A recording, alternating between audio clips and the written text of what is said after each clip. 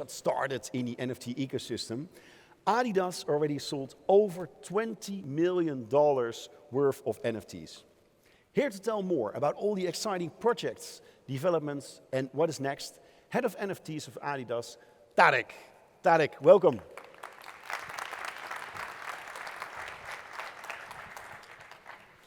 We should still do a little box. Yes, that's fine. We'll stick with that. Have a seat, please. Thanks. Thank you so much for having me, Jan. Wonderful. And thank you so much for joining us. First physical event again, NFT event. Now, when we were discussing your involvement with Adidas, you've been with the company for a few years. How long have you been now involved in the NFT scene? What sparked your interest? Yeah, I mean, actually, I've been at Adidas for 10 years. So if you see me neurotically checking out your feet, while we're meeting and stuff like that, it's just part of the DNA now, so forgive me. Approved with the Stan Smiths.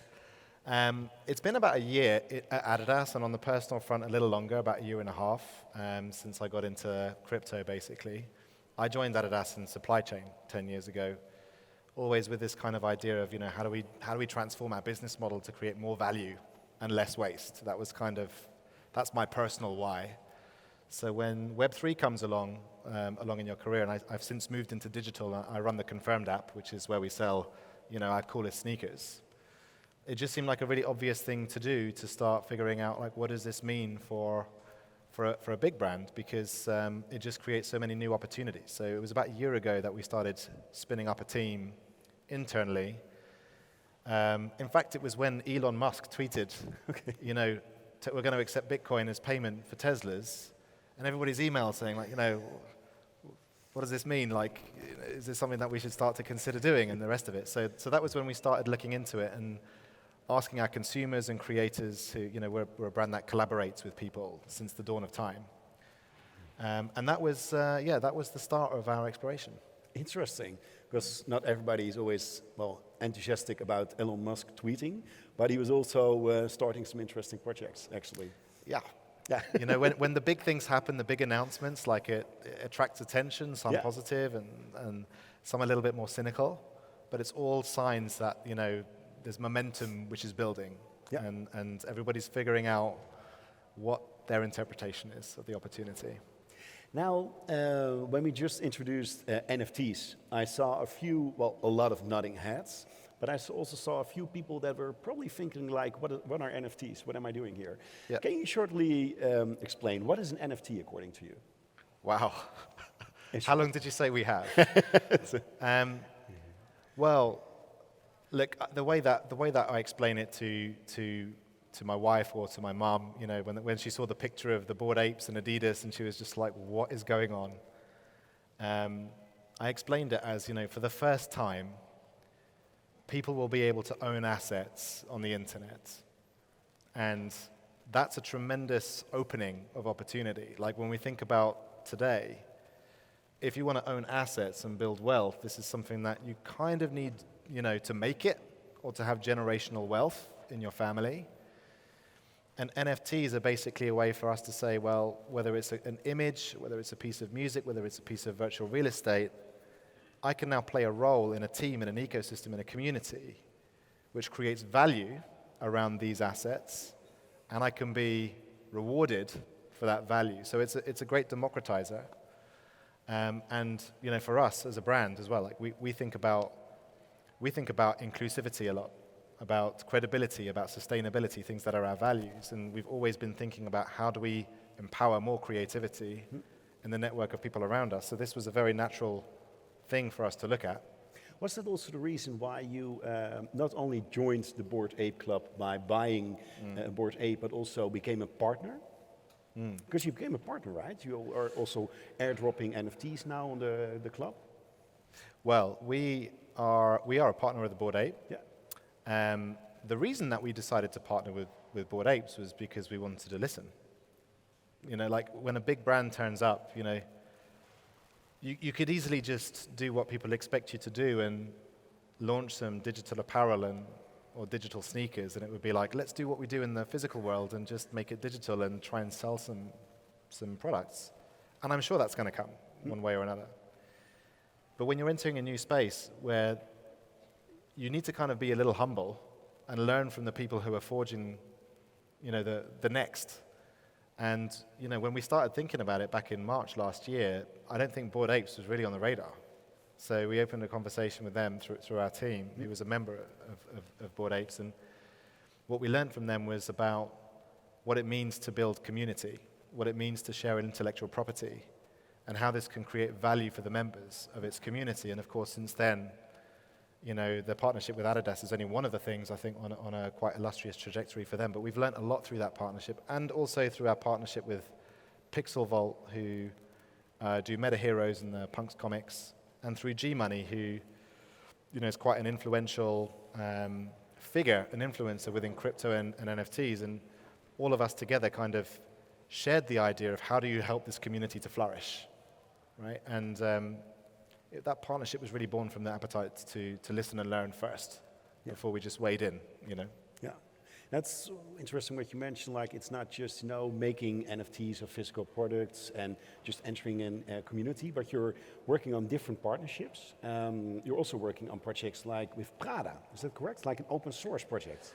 Yes, that's right. So for anybody who's not familiar, the first kind of moment for us, if you like, in this space was back in December with this Into the Metaverse NFT with Bored Apes, Pixel Vault, and G-Money. So you can check that out on OpenSea, and you'll see the characters wearing the Adidas stuff. And that's like our Genesis community now. The token holders of the 30,000 NFTs are like the people that joined in with us first, right? But we also know there's a lot more to it than just the NFTs, which are the membership community and the assets which grow in value, the Bored Ape model.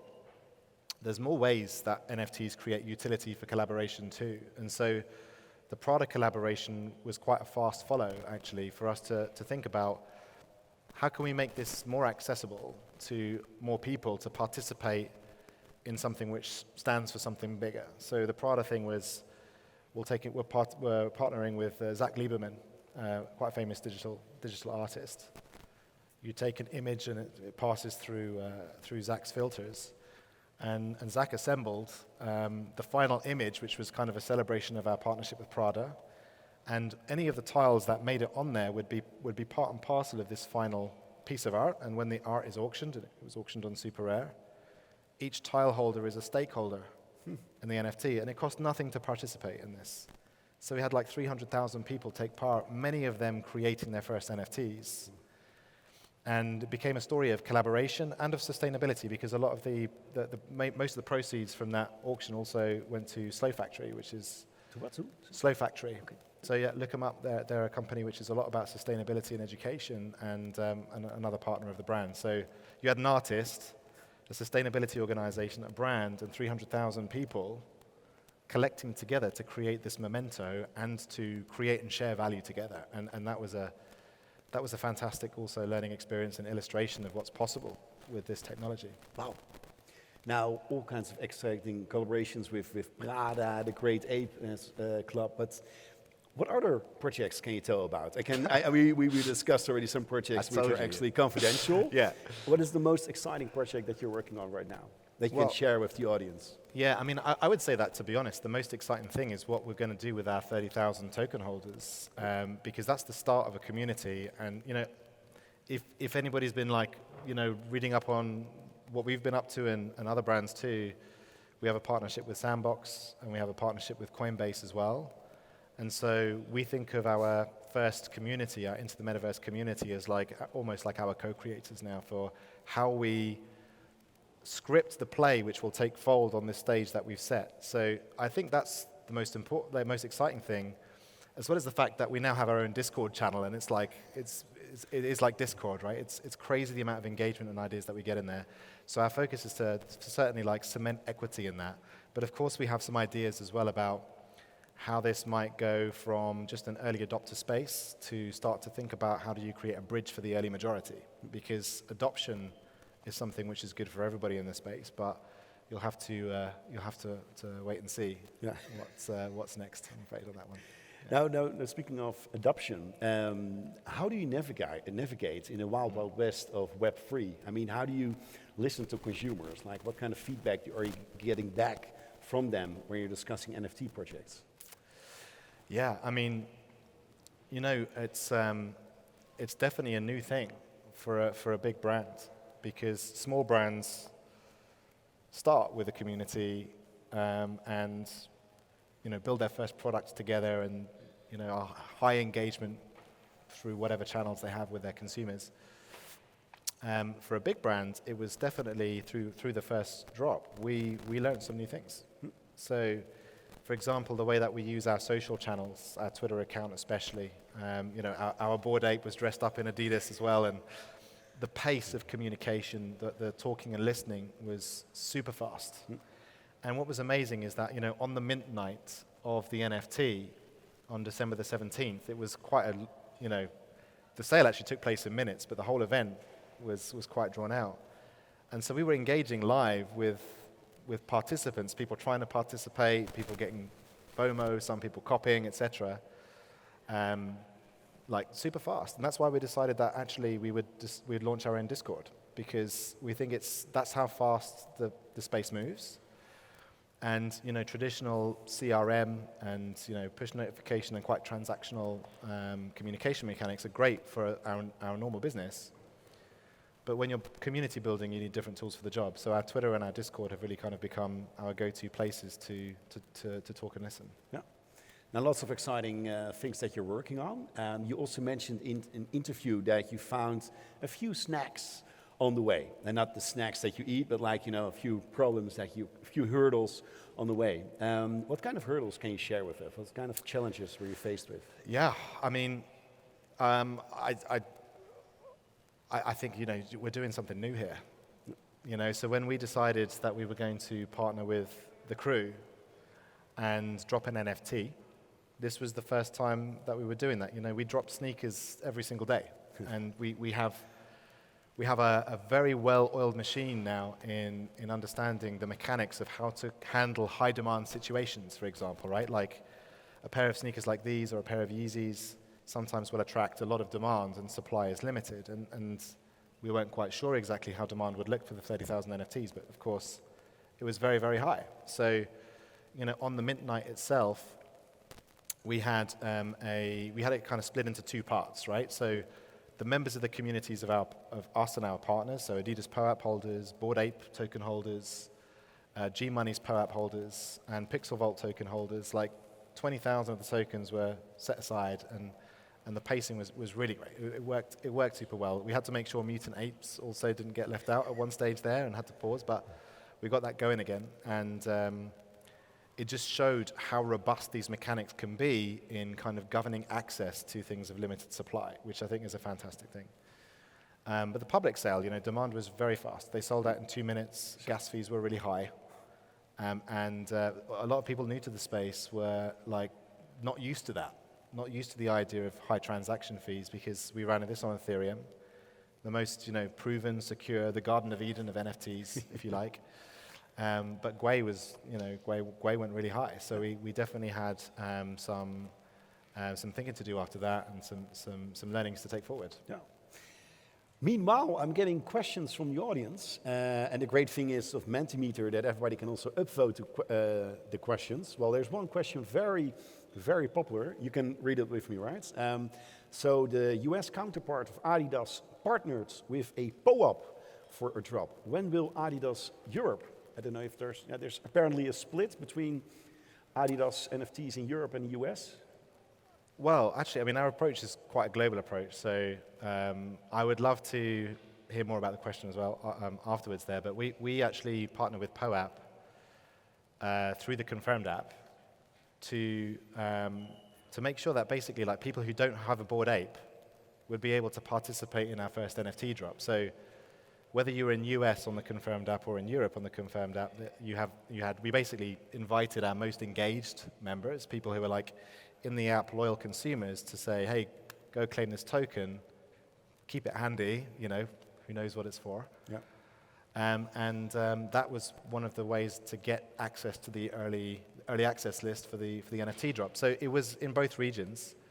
It's possible that, you know, POAPs are very easy to to set up. I think we're going to do one here, right? If I'm not mistaken. For sure. Yeah, you can also, for all those of you who haven't received a PO-up yet, you can actually get a PO-up downstairs of this event. Yeah. So if you'd like to have a PO-up of this event, you can actually get one downstairs. Yeah. For sure. You are your wallet, I've heard what people say. So I think, I definitely recommend that, especially, if anybody hasn't got their first NFT, this is a very low barrier way to do it. And we like the PO-up idea because this is a way of saying, if you were here at this moment in time and if you are engaged, here is a token, and that token become a key. So it's a little bit like not just proof of attendance, but proof of engagement.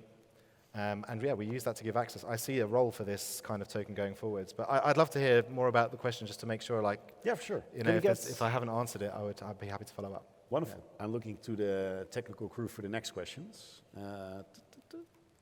Meanwhile, looking to PO-ups and entering new communities, are you also already working on Metaverse items, Metaverse shops, or anything Metaverse? Well, I mentioned our partnership with the Sandbox, right? And so we have a plot of land there because it really makes a lot of sense to explore the virtual world aspect of the Metaverse alongside the tokenization of engagement and the actual using the NFTs as redeemables, which is also part of the Into the Metaverse NFT. And so we're working on what we do with that space, in the background, basically. It's like any of the future projects, like we want to, be thoughtful about how we communicate, what's coming, and engage our community in crafting that together as well. So you will see things in the Sandbox in due course. You will see things evolving in Sandbox for the Metaverse. There's another question from the audience, which is about there's different luxury brands, Gucci, Louis Vuitton, other colleagues also producers of sneakers that are actually using NFTs also as a, to register products to see if they're actually fake or not. Is Adidas also working on such a solution, or to actually make sure that people can scan a QR code and then check if it's a fake sneaker or not? Yeah. When you think about this space, the use cases are endless. Yeah. Especially when you think about that bridge between physical and digital product. There's stuff on the engagement side. There's stuff like PO-up and proof of attendance being almost like an events or ticketing thing. The link with physical through whether it's blockchain or other authentication like NFC chips as well. And so we've thought about how to kind of make the marketplace as fair as possible, because there's a large secondary market for sneakers like these. But I won't be declaring if what we're working on right now with respect to product authentication on for sure on blockchains. But it's important because we believe in fairness in the marketplace and trust. Yeah. And any of the technologies which help to bring that to bear for our consumer, whether they're buying from us or in a secondary marketplace, those are, of course, things that should be on our radar. Yeah. Wonderful. Now, time is running really fast, so sure. My last question is about, you mentioned all the exciting things that can already worked on with NFTs right now. There's endless opportunities with the technology, NFTs in general. What is the most exciting development within the NFT ecosystem that you are the most excited about? Wow, how to choose, but maybe the way I'll answer this is tell you which session I've signed up for this afternoon, actually. Okay. Breakout session downstairs. That's right, yeah. So I mentioned there are so many use cases, right? But I think, and this is a Tarek answer to this question. One of the most fascinating things is around DAOs and how governance of organizations using these tokens can become ways to incentivize the right behaviors, to collaborate and orchestrate people's effort to create and share value together. And while that I think is still kind of relatively early, I'm absolutely fascinated by that because it may also start to push towards what does the future of work look like, and that's much bigger than Adidas and it's much bigger than sneakers, and I think that's something which is actually really about how humanity works together, and I think that's extremely fascinating. Yeah, you mentioned DAO, so decentralized autonomous organizations. Yes. And it will be shared, I think, in the workshop, the governance workshop, right? Yes. Is that correct? Yeah. That is correct, Jan. Wonderful. Yes, that is correct. All right, Tarek, thank you so much for joining us at NFTx, and you'll be around this afternoon if there's anyone with further questions or interests. Perfect. Right? Yeah, Wonderful. look forward to meeting you. Cheers. Wonderful. Take Thanks it so much. easy. Cheers.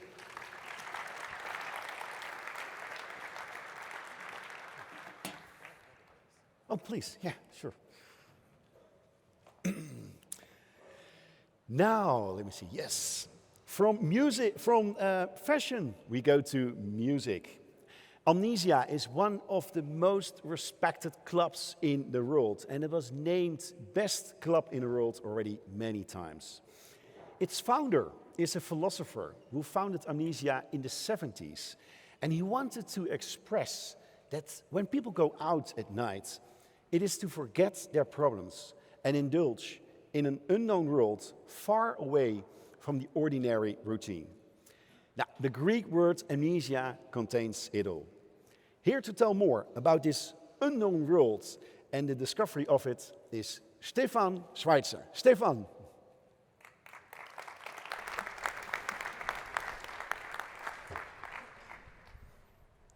Joining us from Spain or France? From both. From both. Thank you, Jan. Please take a seat. Thanks a lot for having me. Yeah, and we're so excited to have you with us because you're involved in so many NFT projects that we have a lot of things to discuss. Good. Let me start with when and how did you enter the Web3 ecosystem? Well, basically, I would say that probably 4 or 5 years ago, I started to look a little bit at the currencies, so owning a little bit of tokens here and there. But mostly, if we come to NFTs and non-fungibles, I would say during lockdown. Yeah. Like 2 years ago, I was really like bored, like everyone on Earth, right? So I No started parties at the exactly, Amnesia. no story, no party, nothing, no festival, nothing to do. So I started to study a lot, and think about what could we do for the club during the lockdown, what could we do to keep the fan base alive, what could we do to keep the family happy, and so I started to research and think about ideas to develop things on the NFT side, on the Metaverse side. So that's basically the way I got hooked in. And you not only researched, I mean, I've been at Amnesia before Corona, had a great party there. Yeah, I hope. I hope for sure. That's the idea. I went to the virtual festival of Tomorrowland. Yes. They have over 1 million paid visitors online. But you guys already built an Amnesia version in the Metaverse. Yeah. Can you tell more about this? Like how many people attended? Were there DJs playing? What happened there? That was exactly the idea of what can we do while the club is closed, right? So we decided to try to replicate one of the rooms of Amnesia, which is the terrace in the Metaverse. So we did this deal with the Decentraland and the Central Games to build a replica of the Amnesia Terraza in the Metaverse. And then we worked on this for several months to see what would be the business model associated to this virtual club. And we did a launch party just 2 weeks before we could actually reopen again the physical Amnesia. And we had like 24 hours of partying there with some of the best DJs like Luciano, Paul van Dijk, Benny Benassi, Wow. 20 others. And yeah, it was quite exciting and quite a long adventure, digital adventure. How many people joined? Nearly 30,000. 30,000 people? Yes, nearly 30,000. Wow. Yes. That's a lot. And you already found a business model of like opening the club in the Metaverse. We decided to keep the access free because at the end of the day, what we wanted to do is to keep the fans happy and to give an opportunity to party again, even though it wasn't possible physically yet. So we kept it completely open, no ticketing. We did a whitelist of certain wallets owning certain NFTs to go to the VIP balcony, for example. So that was a way to monetize. It's a kind of PO-up. So Yeah. people could, like, before the party, buy this buy PO-up an NFT and then get access to the VIP balcony of Amnesia in the central game. And we sold some wearables, so Okay. like wearables of merchandising. Nice. Just because we wanted to see also what were the possibilities of making this sustainable, you know. And besides this pulp NFTs, there were also Grey Goose NFTs and that kind of stuff, or? We thought about the drinkables, right? But it was a bit early. We're currently having discussions for drinkables. Yeah, I read that Patron Tequila is already handing out NFTs. Yes, so. there are a lot of things to do as well. So. Wow. Yeah. You're already mentioning NFTs. You're selling NFTs, for example, for the Metaverse. I think also general NFTs. Yes. Now, how does the music industry respond to NFTs? I mean, you're running several companies in the music industry.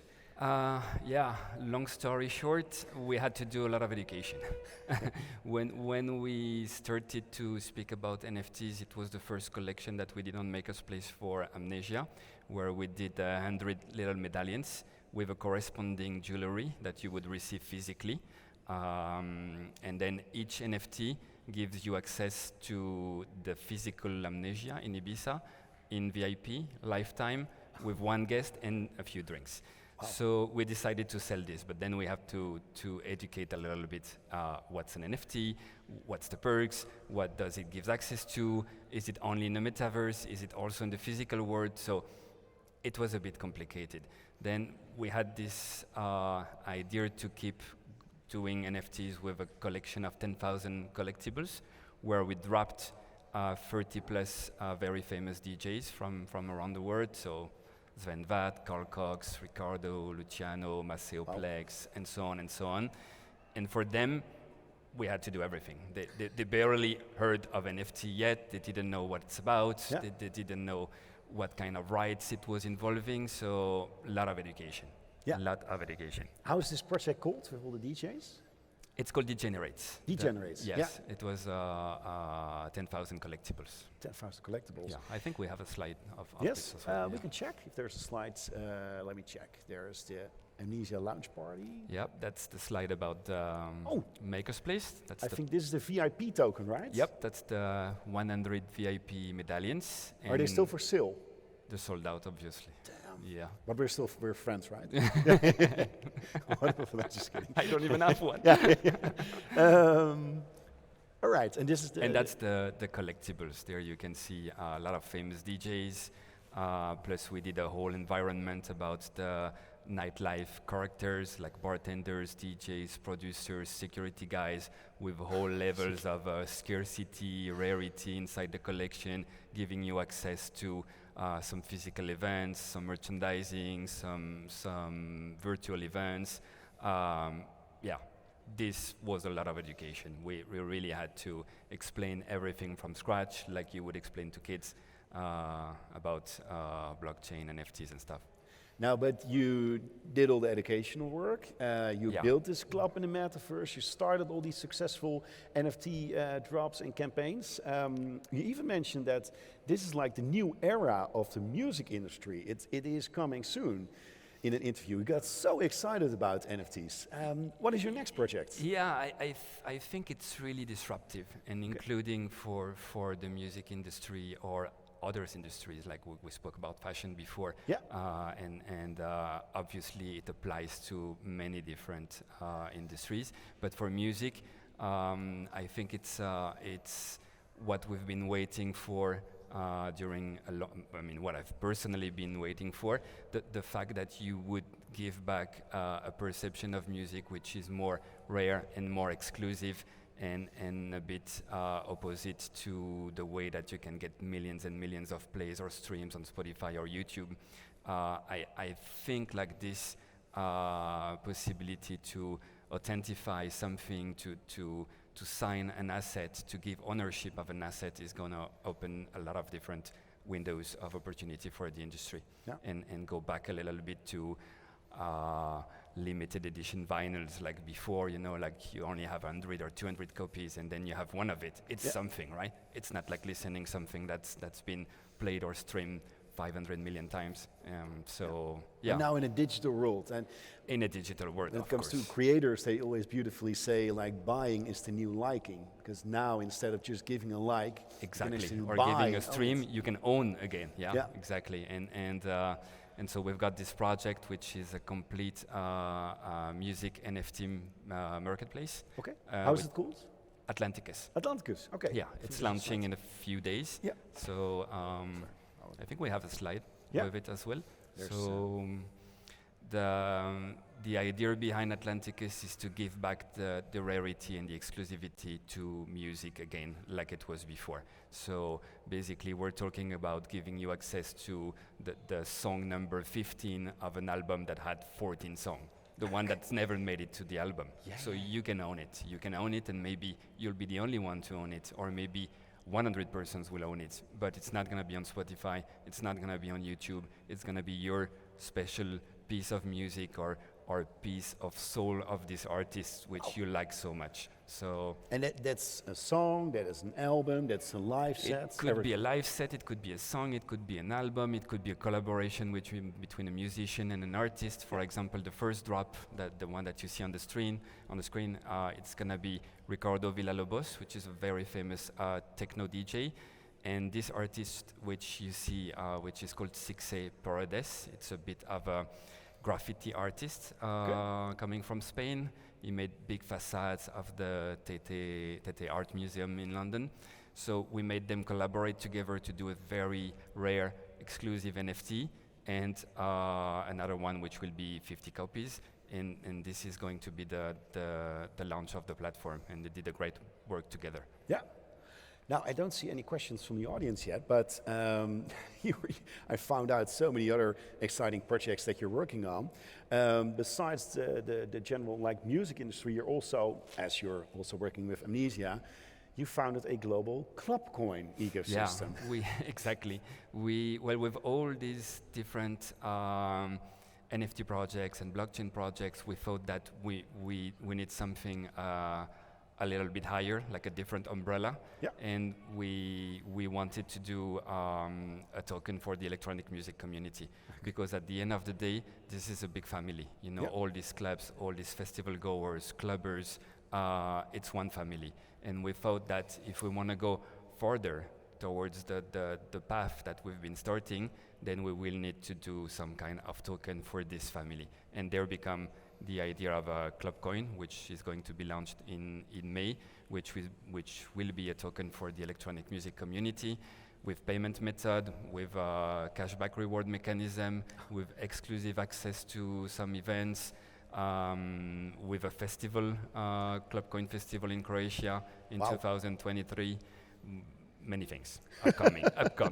A lot of exciting developments. Yep. What is, if you look to it's my last question because of the time, but what is the most exciting development when it comes to the general NFT ecosystem? Well, I think the fact that more than owning, you can also be authentified as one of the owner, one member of a family, one member of the club, and then use your wallet and the fact that you own this specific NFT to enter something else. For me, it's very exciting thing. Yeah. Once we will have this cross-chain able to be recognized for any kind of NFT that's been minted on any different website or blockchain, I think we'll reach a level where we will really see the power of these NFTs as a ticketing or as an authentication or as just a membership club way of identifying someone. So I'm really looking forward to that step also. Wonderful. Now the clubs are still closed in the Netherlands. The Amnesia and the Metaverse, is it still open? It's still open, exactly. And Spain will be waiting for you in end of April. This is going to be our opening date. And France is open also. So wonderful. I think it's going to come in a bit. Yeah, wonderful. Stefan, thank you very much. Thank you so much for joining in here thank in you very the Netherlands. much. And we'll see each other in Amnesia and the Metaverse, I guess. Obviously, and the real one as well. Yeah, for sure. Thank you. So much. Cheers. Thank you.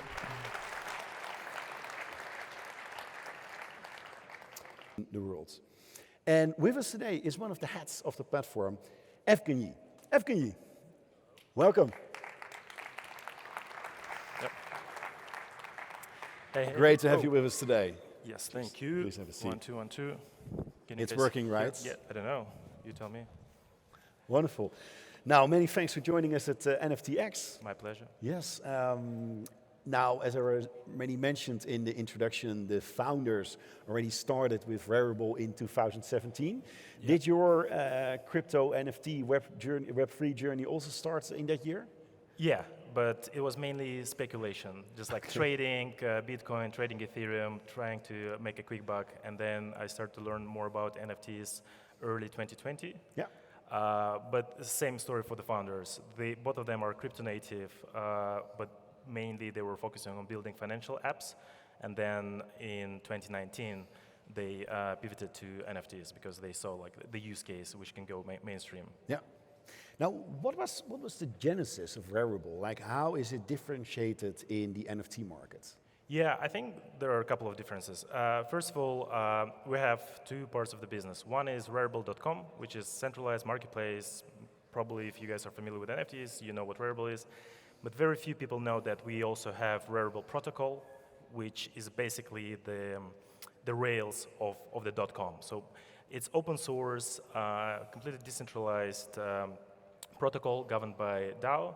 So anyone can build on top of it. And there are many, many use cases. I can give you guys a couple of examples.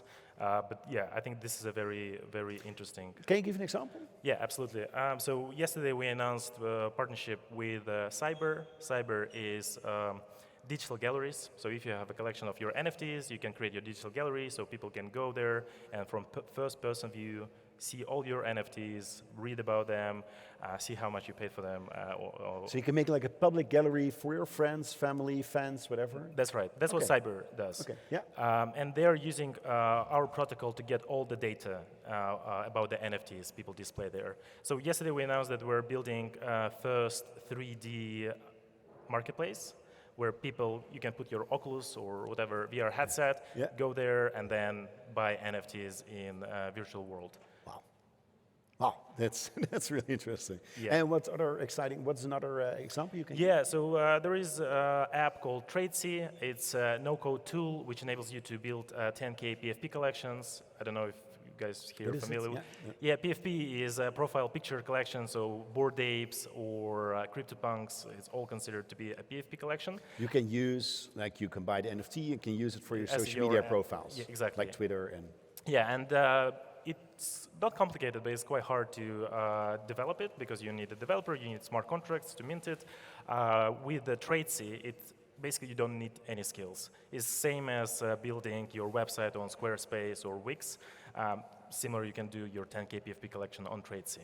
And there are many more examples. People are building games on top of it.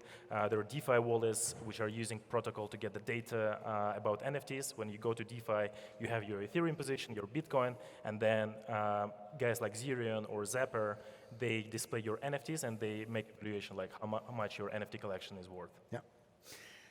Now, you mentioned that Rarible is also a DAO, a decentralized autonomous organization. Yeah. But how does this work? Are you are you governed by a smart contract as an employee, or? Yeah, in a way. So we have .com, which is a private company backed by VCs, and it operates basically as any other company. The protocol is governed by DAO. So we have a Rari token, which if you're a holder, you can vote on proposals. You can make your own proposals, and then you can vote on others' proposals. An example is in January, DAO decided to stop emission of Rari tokens. DAO stopped emission of the token. Okay. Yeah. Because prior to that, we were giving it to people who were trading on .com. So if you bought an NFT, you get some small percentage of cash back in the form of Rari token. So DAO in January said, we need to stop it because it's putting a bit of sale pressure on the token, and majority voted for it. So now we stop giving people tokens for free on the marketplace. Okay. Now the marketplace itself, and that's also a question from the audience, it is built on the Ethereum network, right? No. It's multi-chain. So that's another point of differentiation from other marketplaces. We are multi-chain, so currently we support Ethereum, Flow, and Tezos. And we're launching Polygon this week, and we have plans to launch Solana in Q1, and then many more chains. Also, there was a question from the audience, the Binance Smart Chain as well? Not in Q1. No. Yes, nothing there yet. But to be honest with you, Binance Smart Chain is EVM, so for us, it's quite easy to launch any EVM-compatible blockchains. So if you like Avalanche or Polygon, so it's easy for us to add. So Binance might be next in line. Now, I read about all the interesting developments within the platform that you're working on, all the collaborations, but also a concept called lazy minting. Yes. Can you tell a little bit more about this? Yeah, so when you mint a collection as a creative artist or creator on Ethereum, you basically need to pay a gas fee to create an NFT, which sometimes can be a substantial amount of money because the gas prices are quite high. So you can pay anywhere between $50, $100, $150 just to mint an NFT. So we introduced lazy minting, which basically puts the gas fees on the consumers. You can say like, hey, this is my NFT. If you want to buy it, you guys mint it. So you pay for the mint. Yeah. So you de-risk yourself. You don't pay anything upfront as a creator. If no one's buy, like, you don't lose any money. So yeah, that's a very popular feature on the marketplace. What is the last question for today? What is the most exciting development that you're currently working on or will be launched soon with Rarible? Well, that you can share with the audience. Yeah, I mean, probably I'll share one of the features we launched last week is the floor bidding or collection bidding. In the past, if you want to buy an NFT, let's say Bored Ape NFT, and you had a certain amount of money you want to spend, you go and bid on every individual NFT. You say like 90 ETH, 90 ETH, 90 ETH. It's a pain in the ass. It takes a lot of time like to make individual bids. So we introduced collection bidding. You say 90 Ethereum, and all the listings, they receive a notification like someone wants to buy an NFT for 90 ETH. So 100,000 people receive this notification. If someone wants to sell, they click yes, they accept your offer, and you get the NFT. Wonderful. Wow. Yes, this is quite cool. Thank you so much. Thank you so much, Evgeny, for joining us here at NFTx. You will also be around later today, or? Yes. Yeah. I'll be if anyone wants to chat. Absolutely, I would love to. Wonderful. Thank you so much for coming. Cheers. Yeah, my pleasure. Thank you. Cheers.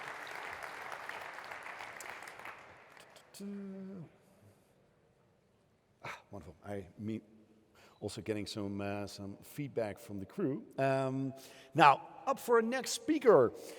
According to Bill Gates, the Metaverse will host most of our office meetings within the upcoming 2 to 3 years. Now, during the lockdown, most people replaced their suits for a sweater. But now, again, we see everybody going to these events, to parties, to NFTx, of course. Everybody wants to look good again. But what are you going to dress when you are going to, for example, the Amnesia in the Metaverse, or Microsoft Teams that will also build its own Metaverse version in the upcoming year? Our next speaker built this incredible startup in Amsterdam, which is a digital fashion house leading the fashion industry towards a new sector of digital-only clothing. With me today, Carrie Murphy of the Fabricant. Carrie, welcome. Thank you, thank you. Great to have you with us. Cheers. Please have a seat. Thanks. Now, Carrie, you are already active for 6 years in the industry, right? Correct. Yeah. What was your first Web3 touch? 2017, I went to give a workshop for 3D fashion in Taiwan. And that was kind of the time that Ethereum and everything kind of started going through the roof. And I was just sitting in a hotel room being kind of bored at night and just really looking into it because my friend's been in like Bitcoin since 2013, making a lot of money, losing a lot of money. So I had a lot of time on my hands and I just went through the rabbit hole and never came back. So that was the starting point. Never came back because you started the Fabricant. Correct. How did you start the Fabricant? What was like the spark? So again, I have a film and visual effects background, and I just wanted to get out of the advertising industry. I wanted to get out of the film industry. I wanted to do something new with novelty attached to it. And digital fashion just kind of presented itself to me in 2016. First as a kind of a small test, animation test, which completely failed. And again, that led me down the path of like the fashion industry and all the challenges within the fashion industry. And there was no digital fashion in the landscape. No one was talking about digital fashion, even though photography, architecture, film and visual effects, like all the design industry is completely digitized, just not the fashion industry. So it was quite easy to predict that the fashion industry was going to digitize as well. But what does it mean? And so we came out with the concept of a digital fashion house, which, yeah, it's a no-brainer, essentially. But nobody was doing digital fashion in 2016, so it was creatively challenging, it was technically challenging, but most of all, the biggest challenge was the business model. How do you make money with digital clothing? But like when speaking of digital fashion, we are connected at LinkedIn already for a while. I see a lot of crazy things going by. What is the most crazy digital fashion item that you designed, that you sold? That we designed, that we sold? Well, I mean, we always try to push the boundaries of physics. You know, get out of reality, create clothing that cannot exist in real life, because that's the true value of digital fashion, essentially. Not just replicating fashion, how it is in the real world, but creating a new language, because it's super creative, it's super beautiful. So the milestones that I'm super proud of, we sold the world's first digital-only garment on the blockchain in 2019. The first digital-only garment? Yeah. Okay, you sold it for how much? 54 ETH. Okay, so... But back then it was $9,500. Okay. So of course a very different price today. But that was kind of a milestone moment for us as a digital fashion house to be able to sell digital only clothing. And we already knew in 2018 after we saw Cryptotakkies that, hey, if Cryptotakkies can be sold for millions of dollars, digital fashion is by far going to be bigger than this. So we knew that we always had to implement the tech into it. But our startup started with 2 people. A fashion designer and a visual effects person. So before we were able to onboard a blockchain developer, it was already 2020, so it took a while. How many people do you have now? So now we're about 40. 40? Yeah. Holy moly. And you found your business model? We have a business model. We actually pivoted away from our business model because we bootstrapped our way through for a long time. We worked with fashion brands as a service, kind of the advertising agency model, always knowing that this is not what we want to do. We don't want to service others. We want to be working on our own vision of the digital-only fashion industry.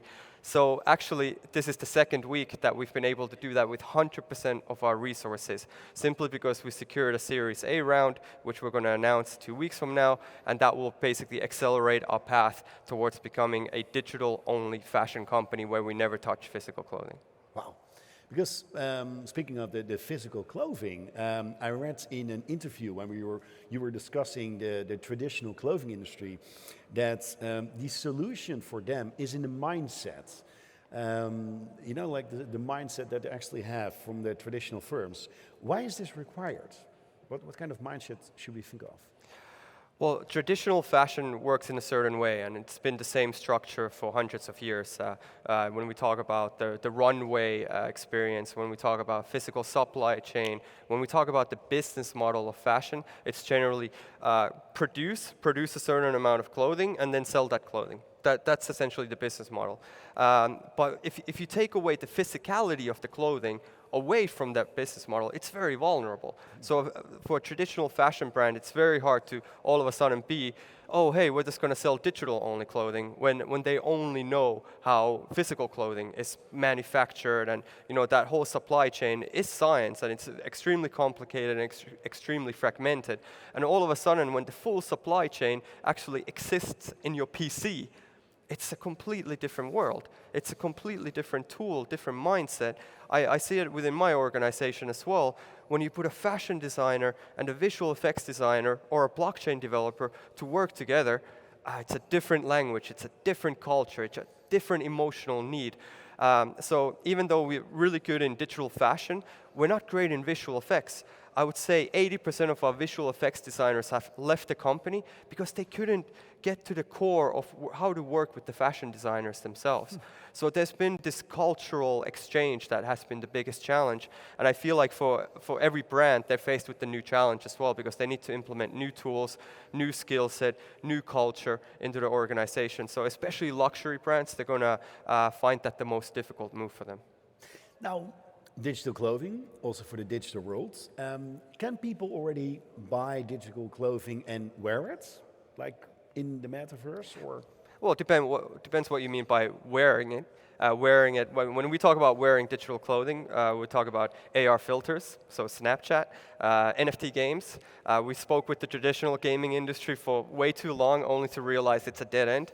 But the NFT games, they present the solution for digital fashion. And then also the shareability to social media. So there's been this trend going on where a few people send their picture to a service and they get digitally dressed in digital-only clothing, and then they share it on social media. Because if you think about clothing, it's a form of storytelling. You know, so especially social media influencers, they're telling stories the whole time, and there's like a unspoken rule that you should never be allowed to wear the same clothing twice in your Instagram pictures. So this is a great way of changing clothing the whole time for these influencers. Yeah. And there's a few other trends as well that are going about. Now there's a question coming from the audience about the regular game developers. Why are they at a dead end? So I wouldn't say the game developers themselves are the dead end. It's the publishers. It's the people who are in control of the business model itself.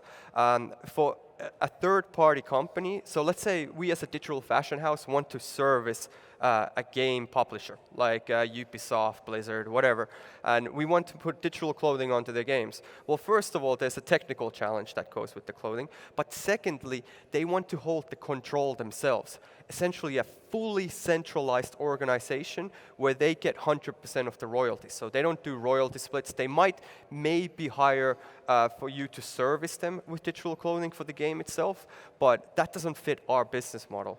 And technically as well, we create super complicated digital fashion items with a lot of details.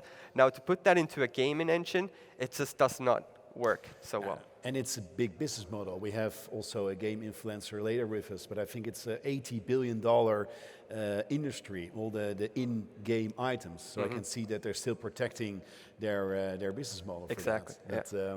Now, you've been designing a lot of beautiful clothes.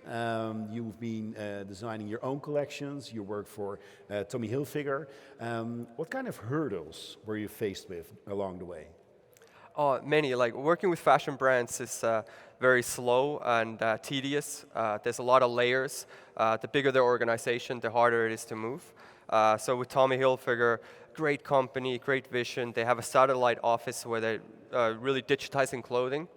And what our aim was to inspire the whole organization to adopt 3D as a tool, as a communication method, as a supply chain, all the way from the samples, all the way to marketing, to interactive experiences and everything in between, to show guys like, hey, this is what digital can do for you.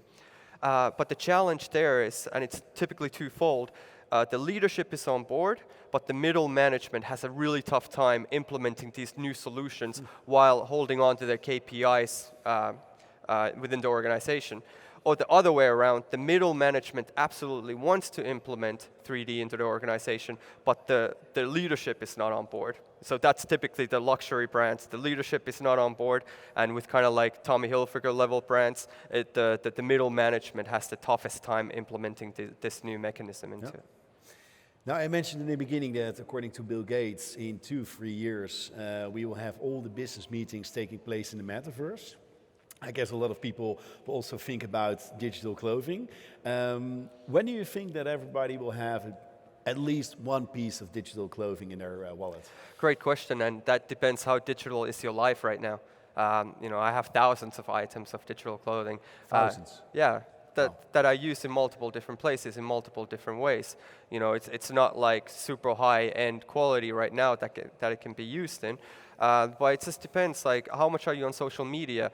How much are you on Discord? How much are you on Twitter? How many games do you play? You know, so my mom, for instance, it will take a much longer time because she's not playing any games. She doesn't enjoy AR filters. She's not using Instagram. So, you know, those are kind of the main tools. So until you get yourself to Instagram, you can wear a headdress. If you get yourself to Snapchat, you can wear a full body dress. If you get yourself into an NFT game like Sandbox or Decentraland, you can have an avatar with a full body clothing as well. So the experiences need to come. So we need to wait for those experiences. And one of the biggest things that might or might not happen is that Apple is going to come out with their AR glasses that's going to have the AR lens filter aspect to it. And then we're going to start seeing accessories coming in to people's lives. All of a sudden, you're going to see see me wearing digital earrings or like some kind of small digital accessories on my body. And until that technology gets better, at some point we're going to be wearing full body filters in AR. Wow. Well, if I'm going to the Amnesia and the Metaverse, I'll definitely give you a call. Gary Murphy of the Fabricant, thank you so much for joining us today. Thank you so much. Cheers. Now, we've been discussing gaming a lot, and our next speaker is only 25 years old, but now already world famous. He's making videos while he is gaming and also giving comments. With 15 million followers on YouTube, over 5,000 videos being published, and billions of views. And he is extremely bullish on NFTs. I was looking for the English translation of his name, Kwebbelkop, which is Chatterhead, but I'm just going to name you Jordi van der Bussen. Jordi. Yes. Thanks so much. Please have a seat. Thank you. It's a chatterbox. It's chatterbox. Yes, someone who talks a lot. Now, sorry about that. We only have 10 minutes, so we'll keep it short today. We'll keep it short. Yeah, wonderful. You have a passion for apes, right? Yes, a little bit. I got myself a bored ape, a few mutants. I really like the community. Yeah. I really like the project, and why not, right? Yeah. Well, why did you buy a bored ape? It was the biggest project out there, and for me it was also very much to network.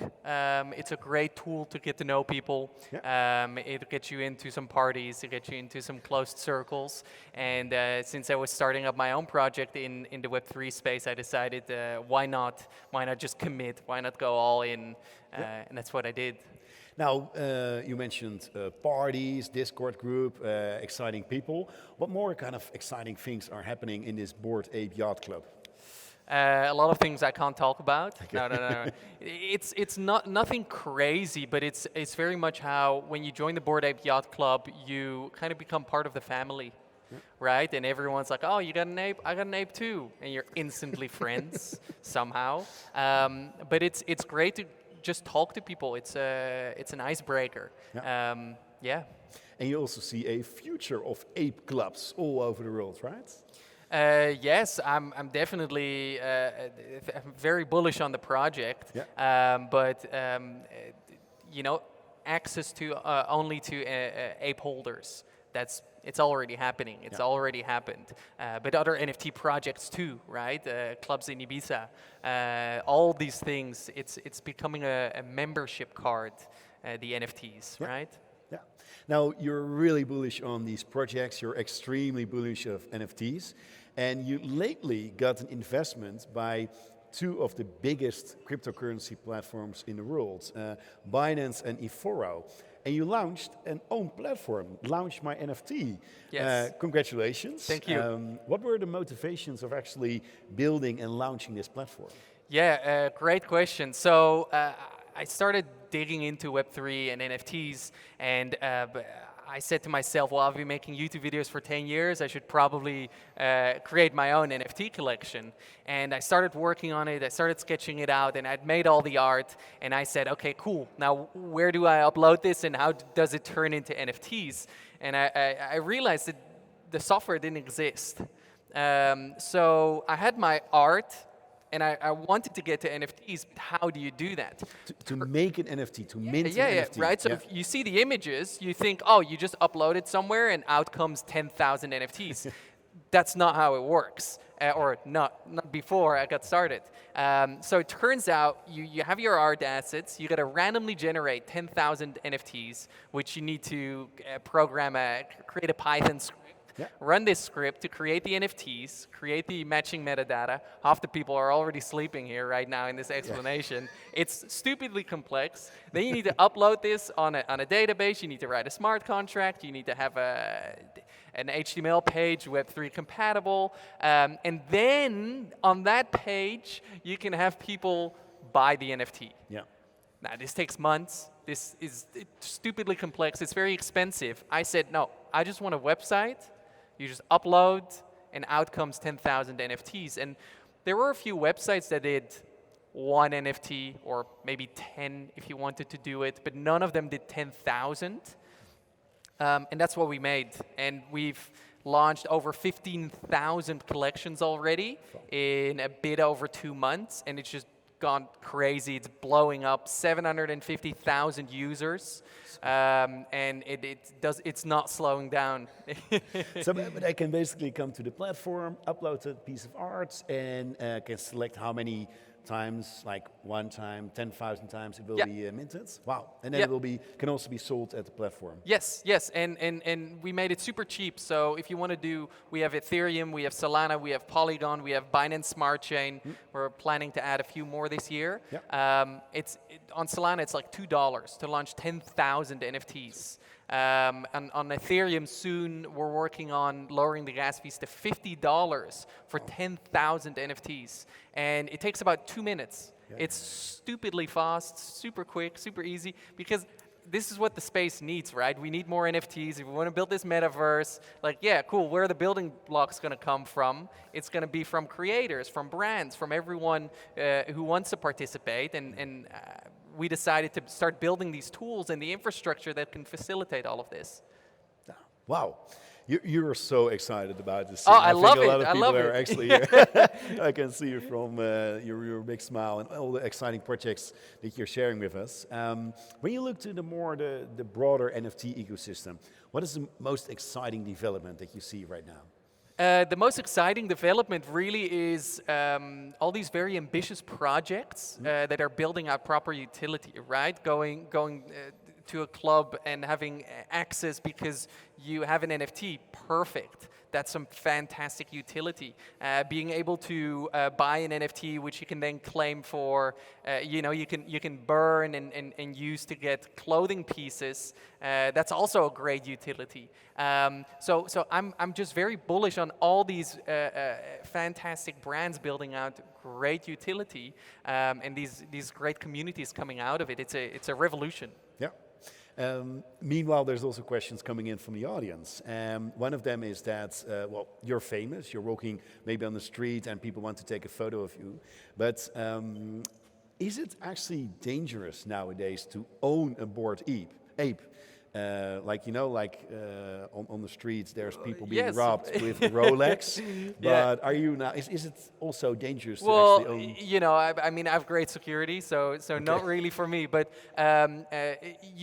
if you have an ape, if you have any NFTs, if you have any crypto, just like when you have a watch, you don't want to always have it on you, and you want to have a safe place to store it. And with NFTs, it's super easy, right? Get yourself a wallet where you can store it on that you don't have on location. Maybe it knows it's safe, and that way, even if someone comes over and goes, "Give me your ape," you're like, "I don't have it on me. I'm sorry."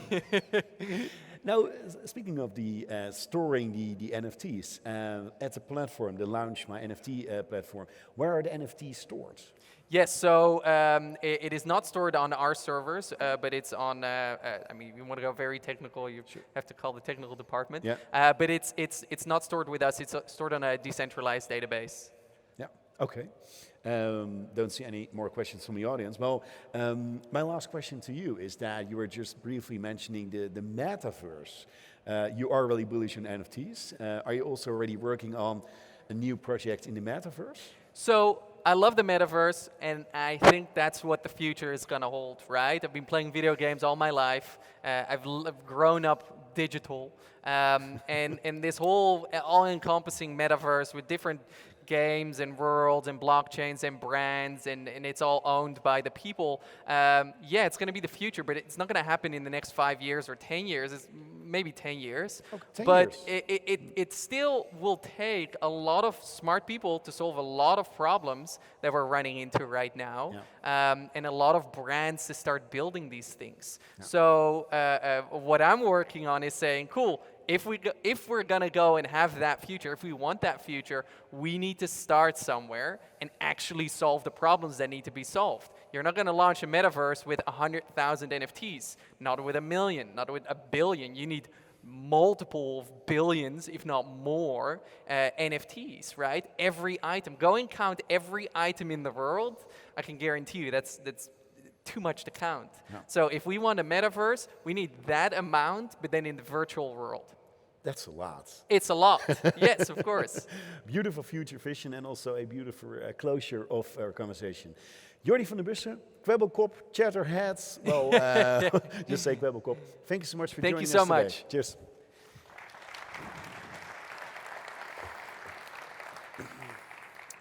Almost there. I hope you're still a little bit energized. Why is not everybody just standing up? Why is not everybody standing up a little bit, you know? Standing up, freshening up a little bit, journeying. No, a lot of people are still sitting. That's okay. We still have 2 speakers left. And we'll start. We have, let me check. Where is the... Wonderful. Now, it are not just startups and skill-ups, because with all the most interesting developments. Because for me, one of the most interesting developments now happening in the NFT ecosystem is the merging of traditional companies in this new ecosystem. We've heard of the new online marketplaces, but we also got in touch with the oldest and largest internationally recognized firm of fine art auctioneers in the world. Already over 300 years old, and they already reported over $100 million of NFT sales. Head of NFTs at Sotheby is with me today in a virtual way, Michael Buhana. Michael, are you with us? Wonderful. I'm going to have a seat here. Michael, thank you so much for joining us from London in a virtual way. Last minute change, but we're really excited that you're still actually able to join us for this conversation. So thank you so much for coming. Thank you very much for having me. Sorry I couldn't come to the team, but I'm very happy to join that day. Now, you are selling a lot of NFTs. Do you actually also own already one or multiple NFTs? Yes, yeah, I have to. I mean, I've been collecting NFTs now for a bit more than 1 year, and I started to first collect, and then after a while I realized that there have been some amazing artists, a great community and audience coming together, and so I decided to bring the NFTs at Sotheby. Now, you mentioned that the contemporary digital culture is changing the way how you operate as like a traditional auction house. What is the biggest impact that you currently see? I think that like we definitely look at like the way we bring to market NFTs compared to traditional work that we do it very differently. Coming from the way we source it to the communication, the marketing, the way we display it, and to the sales. So it's a whole different process that we have to adapt, and we've done it through like a number of sales. We sold around like a bit more than 120 NFTs so far across 8 sales that generated around $100 million gross sales. You also recently opened a Web3 enabled NFT marketplace. Can you tell us a little bit more about this?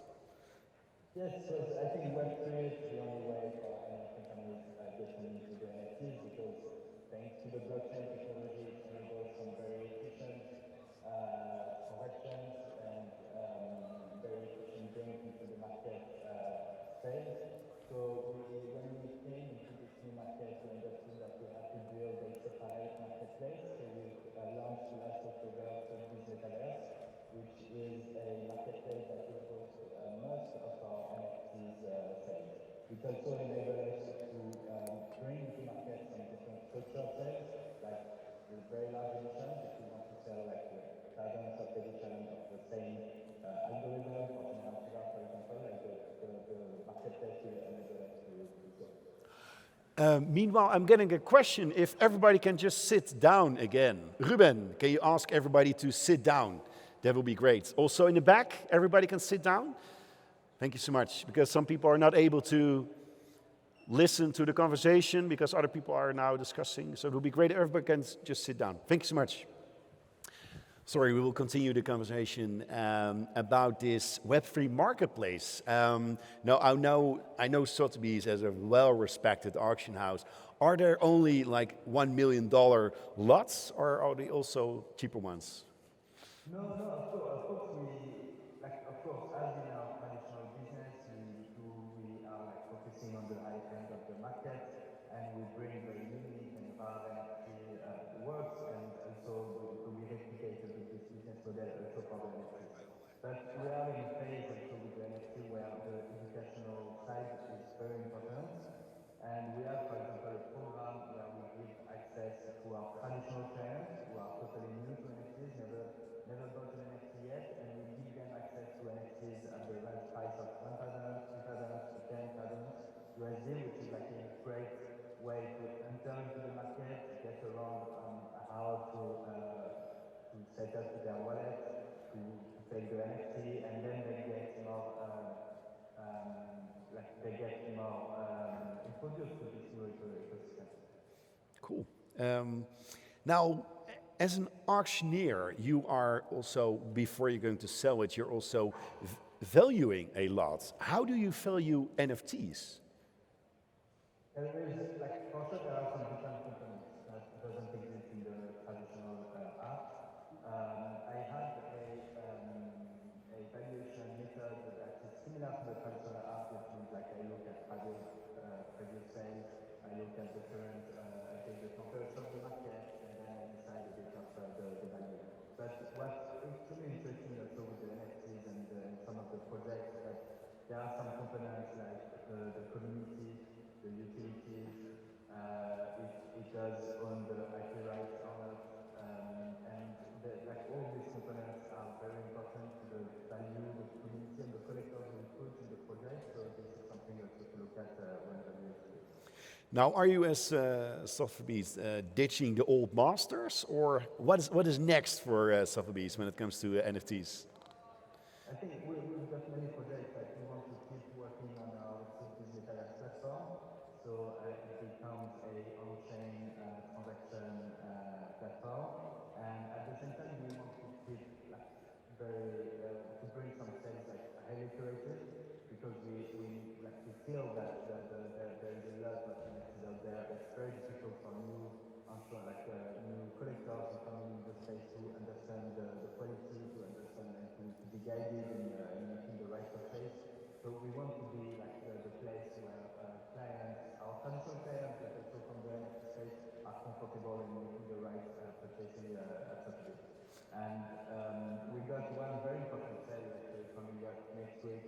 We announced last week that we're going to offer 104 tokens as one single lot in New York on the 23rd of February, and it will be also the very first time we have a live auction happening. So the auctioneer will be auctioning those tokens live with the audience. Live auction of NFTs. Well, very interesting. And thank you so much for this conversation. Michael Buhana of Sotheby's. Thank you so much. Thank you very much. There are wonderful. I already have a few colleagues that will help me with placing this beautiful. I heard it's called a rostrum, because we're not done with Sotheby's yet. We're not going to just talk about NFTs. We're also gonna sell NFTs. And now it's time for the official Sotheby's NFT auction. And this auction, there will be 2 lots. And the proceedings will go to the local food bank. And for this, you can take everything. Cheers. And for this, we have an official Sotheby's auctioneer, Marloes Mostruus. Marloes, welcome. Well, thank you. Please join me on the stage. I would expect from an official Sotheby's auctioneer maybe a little bit different clothing. Well, I normally do try and wear something else, but I thought, for this unique event, I'll bring my best jacket out there because I want to make sure that you all see me. But actually, this jacket has something to do with one of the NFTs that I'm going to be selling to you today. I need to move my arms a little bit. So Jan, can you help me with this jacket? Can you maybe wear it? I think that's better. I should be the doll. It's very crispy, but I'm going to tell you more about it in a second. I'll remove But you my can be my jacket. model. I will be. Oh, I would love to be your model. You've always wanted to be a model, haven't you? I thought that Sotheby was going to sell 20 bored apes. Or is that not today? No, that's tomorrow, remember? That's tomorrow. Look at that. This is classy. It's very classy. Very excited to be here today, and thank you for inviting me to come and actually sell 2 NFTs to, well, hopefully at least 2 people today. But what is Jan wearing? This is a jacket that was created by Lay's and Subway's in a collaboration, and it's the Crispy Puffer jacket. You might have seen it online. It's received quite a bit of attention, actually. And do you think it's crispy? It's crisp. I can take the crisps out, right? Well, you know what? I have a spare one if you want to snack on something whilst we start the auction. But basically, this whole jacket is made of recycled crisp bags, this is all about recycling and avoiding waste, but also avoiding food waste. And with that, it actually brings me to the auction of today, because it's actually for a charity. So everything that we're raising today will go to the Voedselbank Nederlands, so to the food bank, and 100% of what we're going to raise will go to the Voedselbank. So that's very exciting. And this jacket has inspired the first NFT that I can sell to you, which is created by Capitola Social together with Fitzroy, made possible by Subway. So they are actually donating this NFT. And I think we can see the NFT on the screen, can we? Yeah. Let's have a look. I think it's going to come next to me. Is it on screen? Yeah. Almost. So it's on my, on my right. See, it's on my right, as you can see on the screen. But this amazing collaboration, so Capitola Social, together with Fitzroy, asked Lucas Guzman, who's a very young NFT artist, a very up-and-coming, who works a lot with Capitola Social, to create 5 NFTs. So in total, there are 5. This is the very first one, which I can sell to you today. And all 5 are unique. But in fact, it's not only one NFT. In a way, you're getting 2 for the price of 1, which in the Netherlands, everybody likes. 2 voor de prijs van 1. So one is the actual NFT, which is minted on the platform. But then there's also the wearable element. So this NFT will also, or the jacket will be wearable on Decentraland. So Amnesia. Exactly, Wonderful. Exactly. But I think actually I'm looking for a sort of opening bid. So who wants good to mention, because Yeah. it's an NFT event. Yes. There's a lot of people here with crypto, but no money. Got it. Yes. So, well, I know all of you probably have a lot of Ethereum, but that Ethereum, I've been told, can also be exchanged to euros again, because I've called the Voedselbank, but they're a little bit behind when it comes to Bitcoin and Ethereum, so they would prefer euros.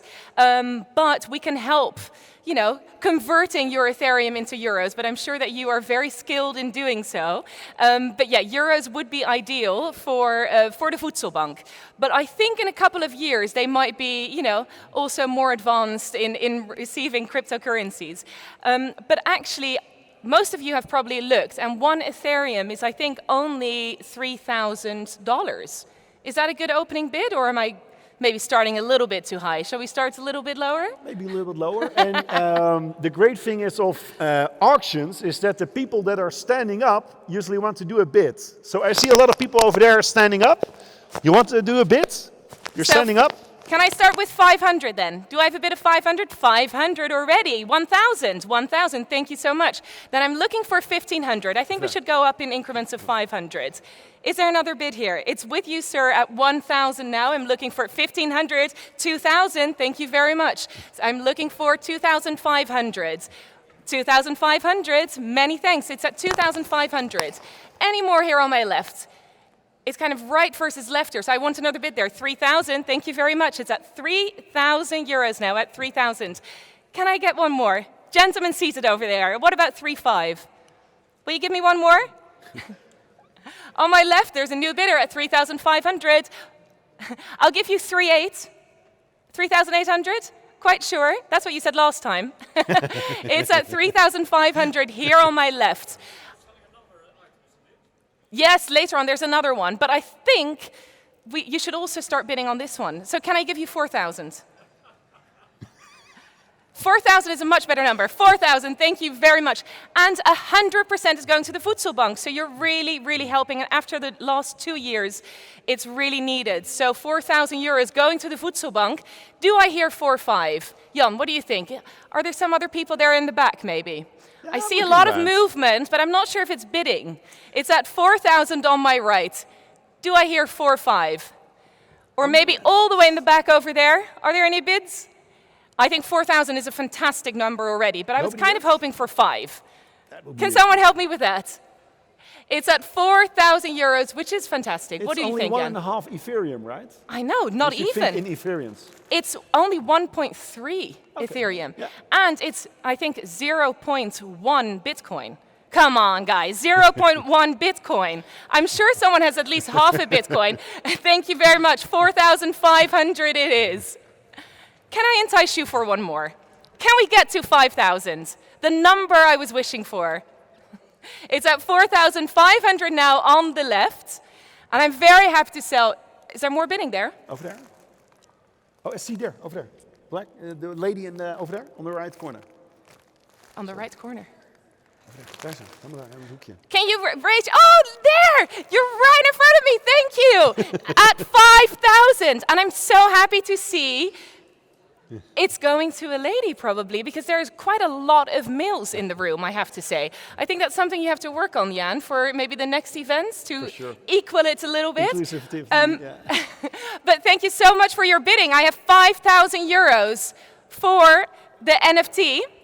Can we sell it at 5,000? I'll give you one more chance. 5.5, thank you so much. That's fantastic, 5.5 now at 5,500 euros. Madam, will you give me one more? Try 6. 2 Ethereum. It's only 2 Ethereum, exactly. 6,000, thank you so much. 6.5? Quite sure. I heard that you were selling 10,000 NFTs for like 50 euros, so I know this is a bit pricey, but maybe 6.5, one more? No? Thank you so much for your bidding.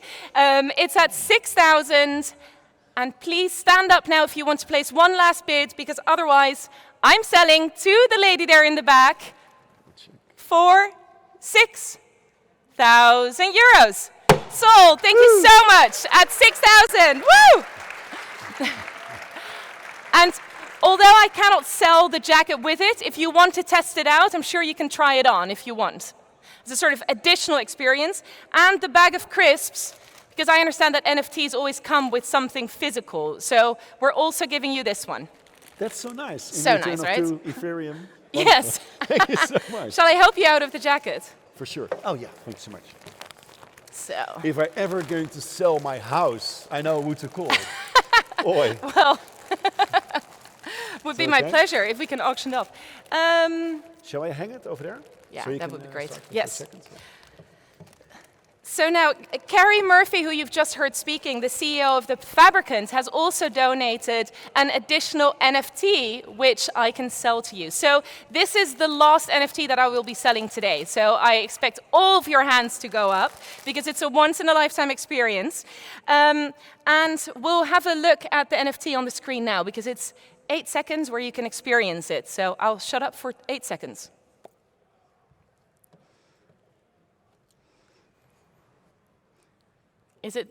Was that it? That's fantastic. So you saw it, and maybe we can play it again next to me. It's quite nice to get people a bit excited when they see it.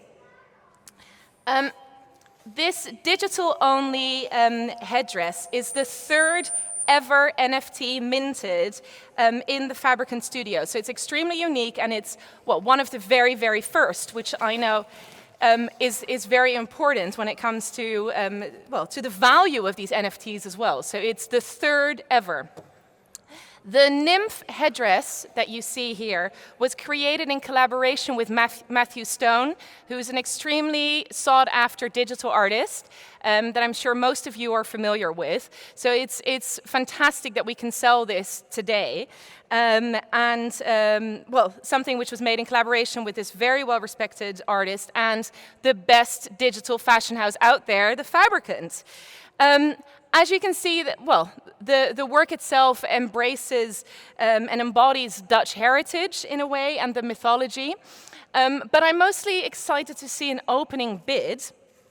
And again, the Fabricant has sold items for tens of thousands of euros. So I would say we can start with 10,000, but maybe it's funner if we have some more bids. So I'm looking for another opening bid of 1,000.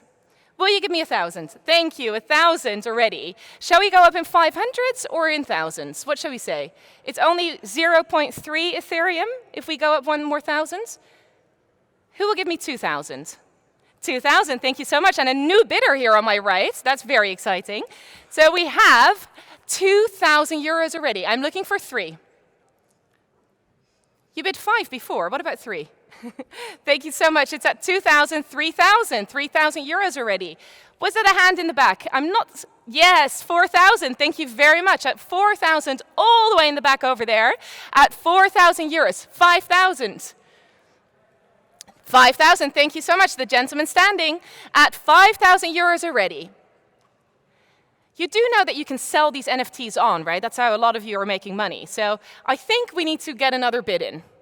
It's at 5,000 now for the gentleman on the left. Who will give me 6,000?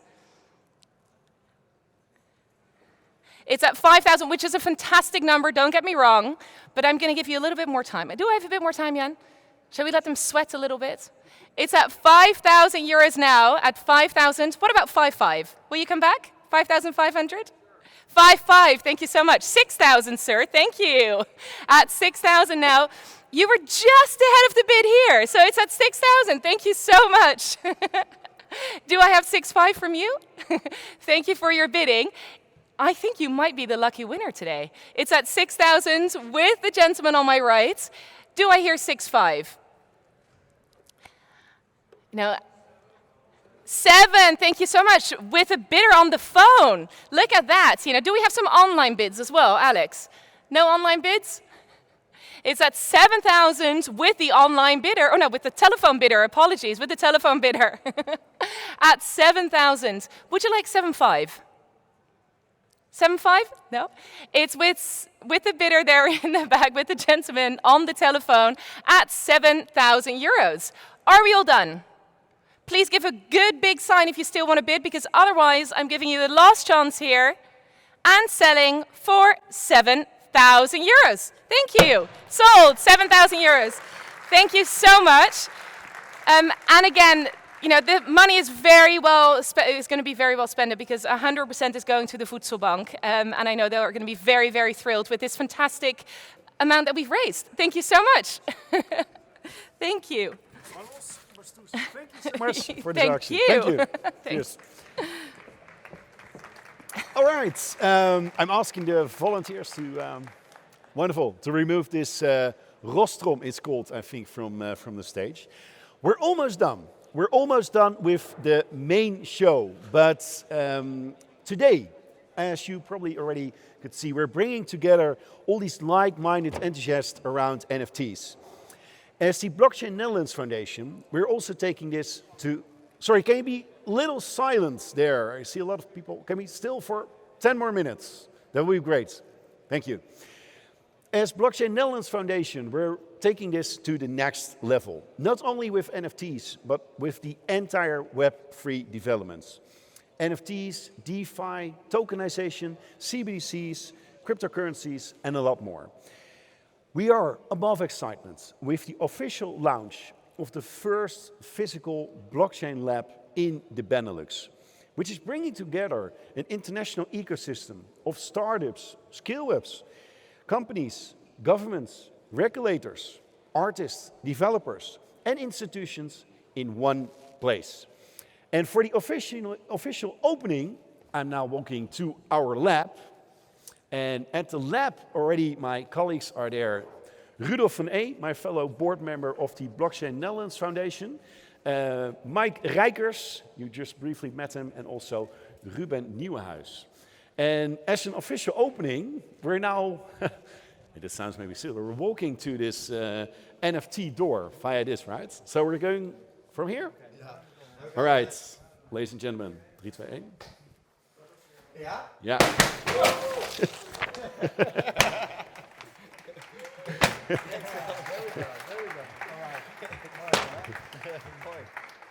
Wonderful. Maybe we should take a photo with the four of us. There's somebody else here coming as well. Even to see. Yeah.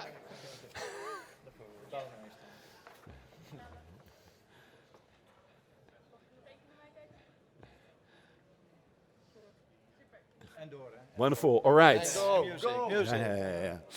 Now, ladies and gentlemen, we're going to the next part of the program, which will be the breakout sessions.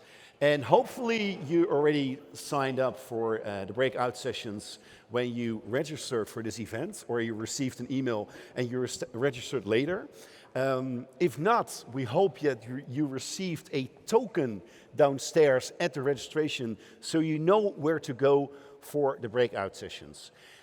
We will go down one floor, and there you will find your breakout session. It will be clearly marked on the windows as well. You can actually from here, if you look at from here, you can see all the numbers that are actually with a sticker on the windows. So I would ask you to go down to all the breakout sessions and come back in an hour where we will continue the drinks and the experience at this deck. Before you leave, I really want to close this main program by thanking, really deeply thanking all the speakers that were joining us here on the main stage, the partners for making this happen, Blockchain Netherlands Foundation Cupola, but also Endeavour and Unknown Group, all the volunteers that helped us during the event, at the registration, setting up, and of course, you for joining. And I wish you now a lot of fun actually at the breakout sessions, and hopefully to see you at the drinks. Cheers. I really hope you had a lot of fun downstairs during all the breakout sessions. I heard that some of the sessions were overbooked, so this is giving us a lot of energy as foundation to organize more of these sessions in the upcoming months here at this beautiful location. Before, there's already some snacks being distributed in the venue, but before we're going to the drinks, I really would like to ask you to sit down. The drinks will only be distributed if people are sitting down. I'm very sorry. We're still living in it's the last week of all the corona developments, so please take a seat. We'll just wait until everybody has a seat. I know, only 1 week, but we really need to do this because of the corona measurements. So many thanks. Many thanks for helping us. All right. Yeah. Okay.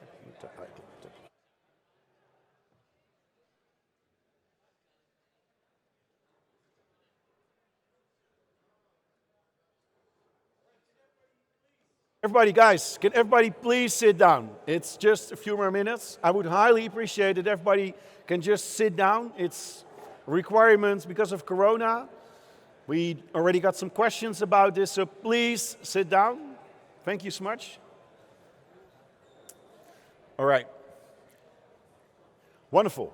Now, one of the last parts of this event, besides talking about NFTs, selling NFTs, we also have a really exciting part of this program where we will actually make an NFT. Our next and last speaker is Martijn de Groot, and he is an artist of life. His work is currently showing in over 30 countries, and well, I think he made art from Haarlem to Haarlem, and we're really excited to have him today at our NFTx event. Can you please join me on stage? Martijn. Jan. Hi. As an artist, curious to learn, how did you get in touch with NFTs? Well, that was through a friend. His name is Ruben, and I lived in France for 12 years, in the south of France, and I came back 2.5 years ago. So last year, about, I think a small year ago, Ruben said to me, Martijn, blockchain, NFT, software is eating the world. I said, what are you talking about, my friend? I just lived in the middle of nowhere for a long time. So when we came back to the Netherlands with my family, I was totally surprised at all the developments. So Ruben introduced me. So he introduced you, but did you already make some NFTs or sell them? Or? I bought some NFTs. Yeah. I have an alien friend, so I'm very proud of my alien friend. Now I have a nice collection, but today I actually start to make my first NFT, and this is going to be the NFT today. So this I'll talk about later on. Yeah. But most important was that I totally didn't get it at the beginning. So I did the wrong choices. I made many mistakes.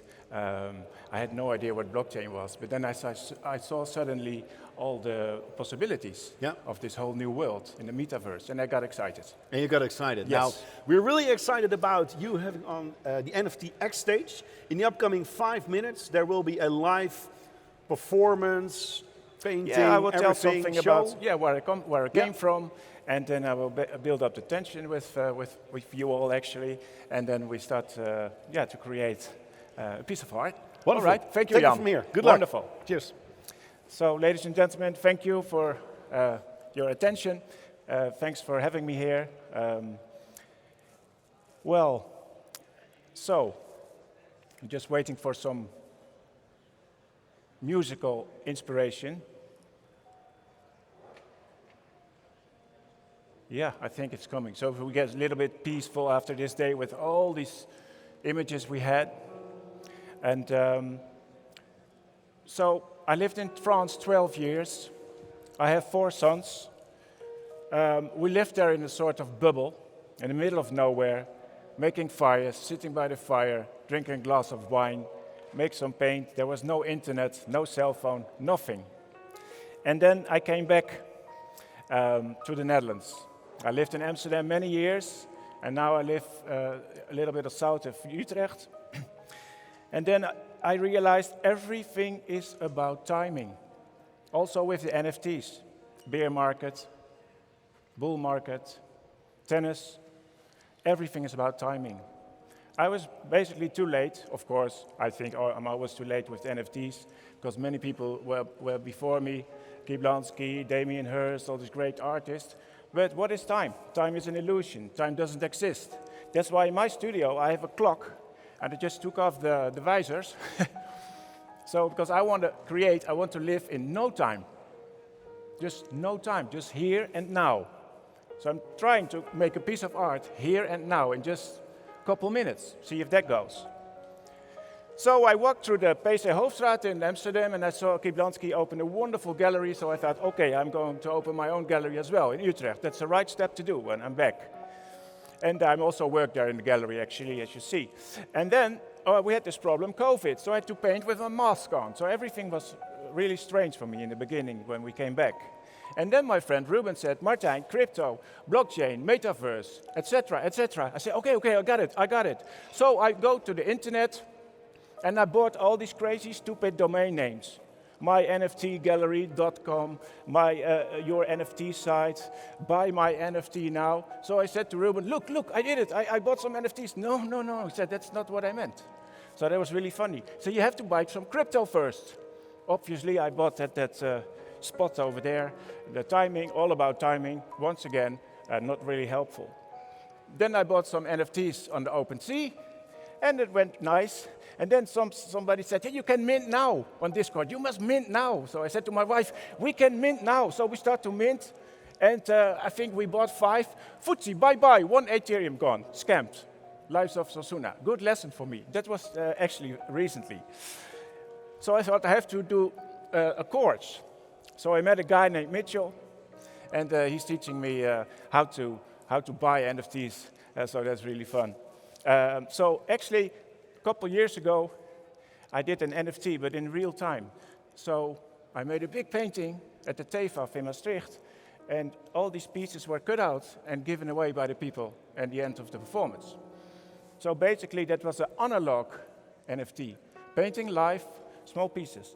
But here, we're going to make 100 NFTs from this piece of art. So let's see if we can do that. So I have no clue what I'm going to do. And that's actually what I really like. If I think about Ajax, soccer, NFTs of my sons, then there's no attention on the painting, which is good. I try to create a painting without mind, no mind. Just go with the flow. We'll see.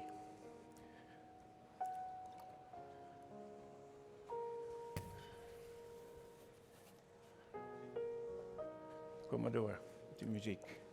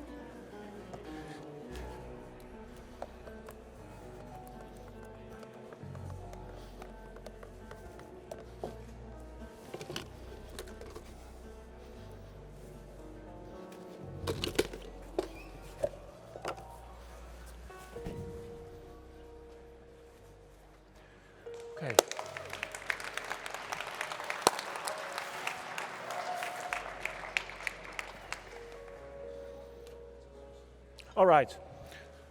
So, this is the NFT. We make 100. It's done. It's done. My job is done for today. Many thanks, Martijn de Groot.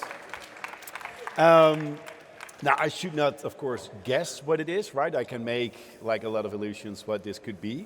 But I'm just going to ask you, what is the title of this piece of art? Vibrant. How? Sorry? Vibrant. Vibrant. Yes, that's the title, I guess. Yeah. That's what comes in. Yeah. Wow. Now, what is next? Are you're going to make NFTs of this? Will it be hanged somewhere? 100, and profit will go 25% for a children foundation. Cool. What foundation?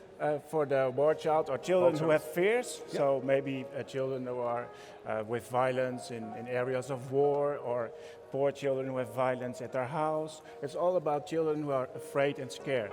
So that's important. They're more charity foundations. So. Sure. Watch out with your jackets. You have all the paint. No, but that's actually nice. Okay, sure. After a while, this jacket, which was new this morning, Okay. will be a collector's item, Jan. And you're also going to make an NFT of it, right? Well, I maybe. guess. So Yeah. in this painting, there's one NFT in the whole set of 100, who has the most rarible value, and that is also goes together with this painting. Yeah.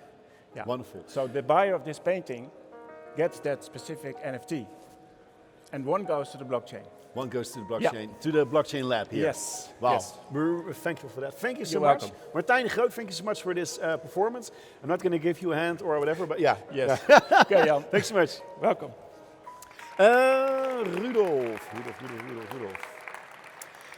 I'll be joined by Rudolf van E, my fellow board member of Blockchain Netherlands. Rudolf, you will get a handheld. Here. Yep. Yeah. There we go. You're going to explain the experience, right? Yeah, exactly. Please. Thank you, Jan. Welcome everyone to the last part of the event. So in this hour, there will be 3 rotations. So there are basically 19 units all over the 3rd floor. And each time, 20 minutes, you will stay at one of the tables of your choice. And then after 20 minutes, we will let you know and you can move to the next table.